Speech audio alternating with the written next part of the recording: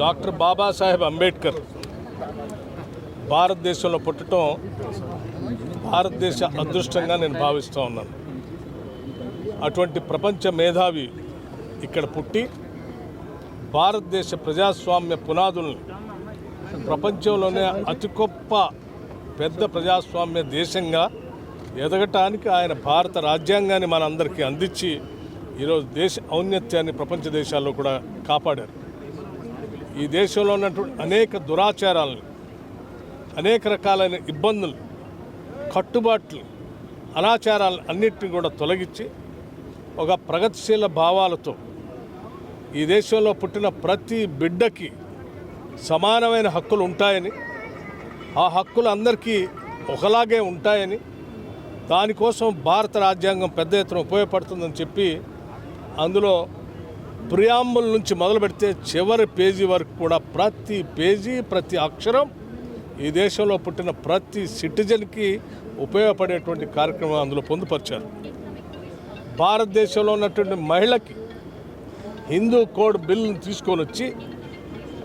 ఆ మహిళకి అనాదిగా ఇక్కడ అణగదొక్కబడుతున్నటువంటి ఆ మహిళకి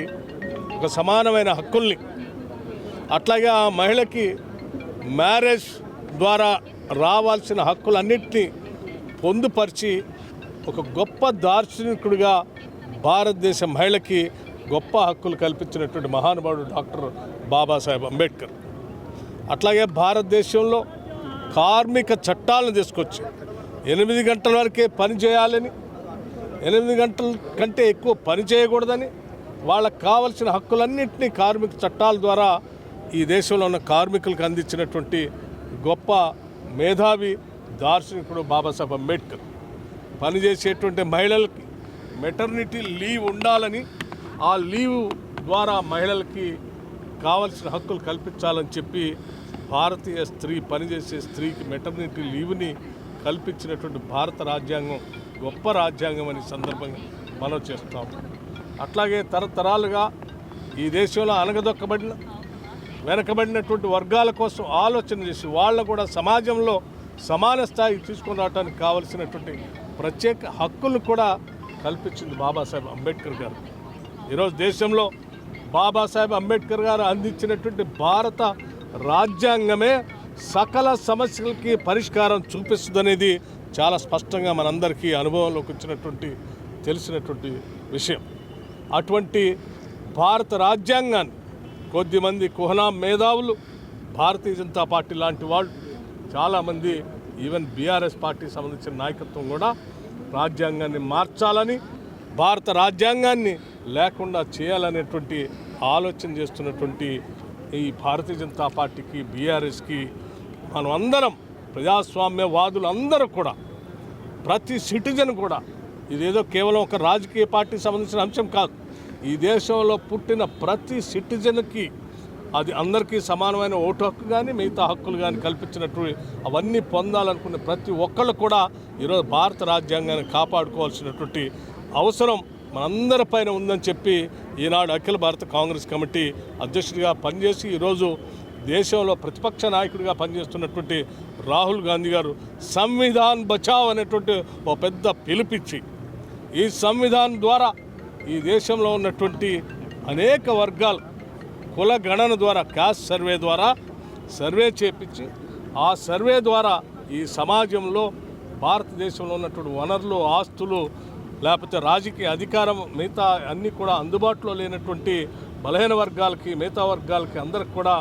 సమాన అవకాశాలు కల్పించడానికి ఒక క్యాస్ట్ సర్వే చేపించిన విషయం కూడా తెలుసు. అటువంటి క్యాస్ట్ సర్వే ద్వారా ఈ సమాజంలో ఉన్నటువంటి వనరులందరినీ కూడా ఆయా సమాజంలో ఉన్నటువంటి వర్గాలకి అనుకూలంగా దామాషా ప్రకారం పంచాలని ఆయన ఆలోచన చేస్తూ ఉంటే కొద్దిమంది కుహనా మేధావులు, కొద్దిమంది మిగతా వాళ్ళు దీన్ని వ్యతిరేకించాలని తిరోగమనవాదం అని రాసేటువంటి కార్యక్రమం తీసుకున్నందుకు నిజంగా నేను చింతిస్తూ ఉన్నాను. ఈ దేశంలో ఉన్నటువంటి బలహీన వర్గాల కోసం 42% రిజర్వేషన్ ఇవ్వాలని మొట్టమొదటిసారి తెలంగాణ రాష్ట్రంలో క్యాస్ట్ సెన్సస్ చేసి అసెంబ్లీలో ఆ బిల్లును పెట్టి ఆ బిల్లు పాస్ చేయడానికి గవర్నర్ గారికి పంపించడమే కాకుండా భారతదేశంలో ఢిల్లీకి వెళ్ళి పొన్నం ప్రభాకర్ గారి నాయకత్వంలో ఈ రాష్ట్ర ముఖ్యమంత్రి రేవంత్ రెడ్డి గారు మేమందరం అక్కడికి ఢిల్లీ వెళ్ళి ఈ కాస్ట్ సెన్సస్ ద్వారా మేము చేసినటువంటి 42% రిజర్వేషన్ అమలు చేయాలని, దీన్ని దేశవ్యాప్తంగా అమలు చేయాలని ప్రయత్నం చేస్తూ ఉంటే, దాంతోపాటు ఈ దేశంలో అనాదిగా ఉన్నటువంటి కేటగరైజేషన్ గురించి కూడా సమస్య పరిష్కారం చేస్తూ ఉంటే, తెలంగాణ ప్రభుత్వం ఒక సామాజిక విప్లవానికి తెరలేపింది. బీసీ సంబంధించినటువంటి సమాచారాన్ని 56% ఉన్నారని లెక్కలతో సహా ప్రకటించింది. కాస్ట్ సెన్సస్ చేసి ఆస్తులు, వివరాలు, సంపాదన, వనరులు ఎవరి దగ్గర ఉన్నాయన్నటువంటి వాస్తవ విషయాలను బయటపెడుతుంది. దాని ప్రకారం పంచే కార్యక్రమం మొదలు పెడితే భారతదేశంలో మా ఉనికే ప్రమాదం అనే ఆలోచనతో ఈరోజు భారతీయ జనతా పార్టీ, బీఆర్ఎస్ ఇద్దరు కలిసి ఈ ప్రభుత్వం చేస్తున్న కార్యక్రమాలను నేరుగా ఎదుర్కొనలేక ఆనాడు పివి నరసింహరావు గారు భూ సంస్కరణలు అమలు చేసి ఈ దేశంలో భూ సంస్కరణలు తీసుకొని రావడం కోసం ప్రయత్నం చేస్తే, జయాంధ్ర అని ఒక ఉద్యమం తీసుకొని వచ్చి భూ సంస్కరణలకు వ్యతిరేకంగా మాట్లాడితే ప్రజలు తిరుగుబాటు చేస్తారని దాని మీద మాట్లాడకుండా జయాంధ్ర అనేటువంటి ఉద్యమాన్ని ఒక కాన్స్పిరసీ కుట్రపూర్తిగా తీసుకొని వచ్చి ప్రభుత్వాన్ని ఎట్లా ఇబ్బంది పెట్టారో, ఇవాళ తెలంగాణ ప్రభుత్వం తీసుకొచ్చిన ఈ 2 అంశాలను కూడా ఇబ్బంది పెట్టడం కోసం కుట్రపూరితంగా మిగతా అంశాలు తీసుకొని బీఆర్ఎస్, బీజేపీ ఏకమై తెలంగాణ ప్రభుత్వం పైన దాడి చేయడానికి ప్రయత్నం చేస్తుంది. ఈ రాష్ట్రంలో ఉన్న సకల బహుజనులు అందరూ ఏకమవుతారు. ఈ రాష్ట్ర ప్రభుత్వం తీసుకొచ్చినటువంటి కాస్ట్ సెన్సస్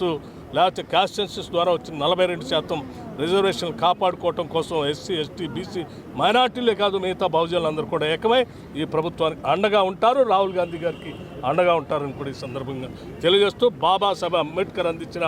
సంవిధాన్ బచావ్ అనే కార్యక్రమాన్ని పెద్ద ఎత్తున తెలంగాణ ప్రభుత్వం ముందు తీసుకొని పోతుందని కూడా ఈ సందర్భంగా తెలియజేస్తారు.